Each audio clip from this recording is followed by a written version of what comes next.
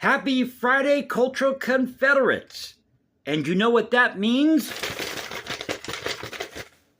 Time for another Oddly Friday news segment. And I've got some good ones for you today. And if you're new to the channel, no fancy graphics, epic soundtracks. You're not going to see me come on here and go, look at me, look at how beautiful I am, how gorgeous I am, look at all this money I've got. We don't do that here.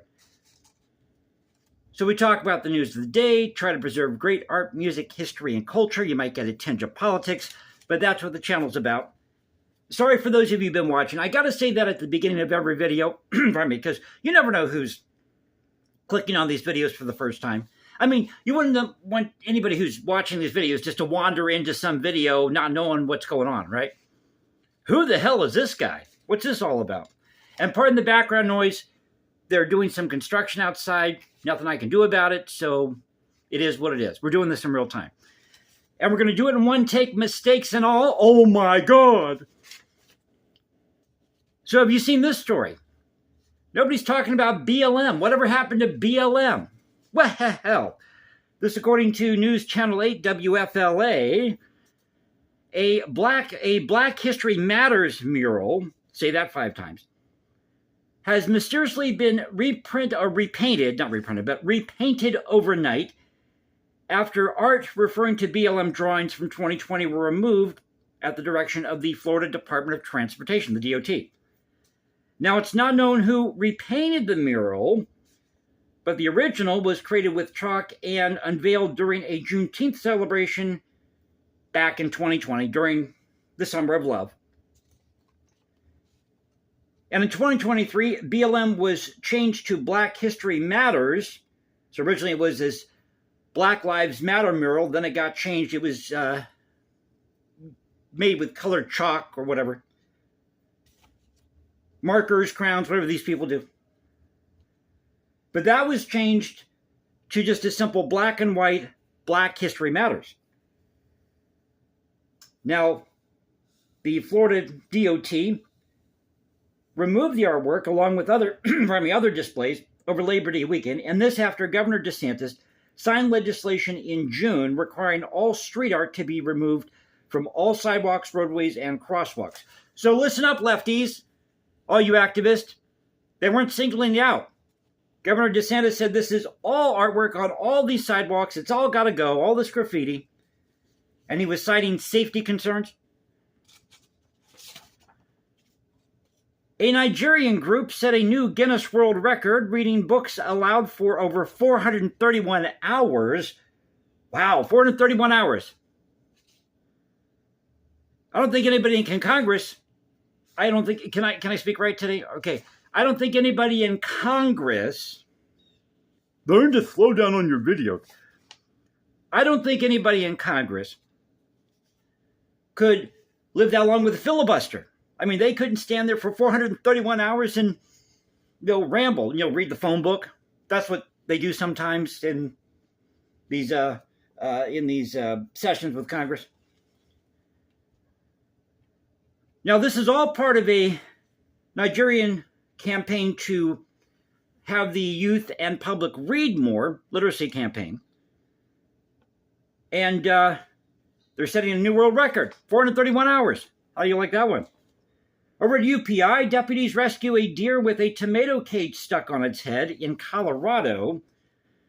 According to Douglas County Sheriff's Office, they posted the incident on social media. Videos showed a pair of deputies who chased down the deer, but apparently had gotten into a private residence's garden. I guess was getting a hold of the tomatoes and got their head stuck on the wired mesh. This wired fencing. Luckily, they got it removed, and there was no injury to the deer. Over at Fox News, man in Happy Valley, Oregon, has been arrested for living in a crawl space in a condominium complex. Now, residents had called police after hearing strange noises in the crawl space, and 40-year-old Benjamin Bakar had set up a bed, lights, TVs, and electronic devices in the underground locale, feeding off the building's power supply. A meth pipe was also found. Surprise, surprise! Yeah, I think he's going to be doing time for a while. Over at the AFP, did you see this one? So Russia's Vladimir Putin and Chinese President Xi Jinping were caught on an open mic discussing life-prolonging organ transplants, immortality. Now, this happened during a massive military parade this past week in Beijing. And finally, San Jose, cat shelter closes after two-car collision. One of the vehicles slammed into an exterior wall of the facility. Now, the surveillance video from the Dancing Cat, as it's called, shows the moment of the crash. And nearly 10 cats were killed, but they escaped with their lives. Each of their 9 lives. Now, the shelter opened a decade ago as a place of R&R for homeless or wandering cats. And a volunteer was injured, or just bruised slightly, I think it is. But no major injuries reported. So that is the news for this Friday, our Oddly Friday news segment. Hope you enjoyed it. If you did, you know what to do. Thank you for letting me stumble my way through this. As I said, a one-take video. I like doing one-take videos because I can just be myself. You don't care if I make mistakes. That's the way it should be here on YouTube. Just go basic, go raw, just do it as it is. Turn on... Can I just make a note here? Okay. Why does everybody feel the need on YouTube to look like Rush Limbaugh? You know, with the headphones and the microphone? Do what I'm doing, damn it. Just set up... Oh, just bumped into something, sorry. Just set up your phone. Do it like I'm doing. Just talking to the phone here, the camera, or the mic. And do it that way. Get back to our roots here on YouTube. But everybody now has got to have headphones. Now, that doesn't make any sense to me. You're on screen. Why do you need a headset if you're on screen?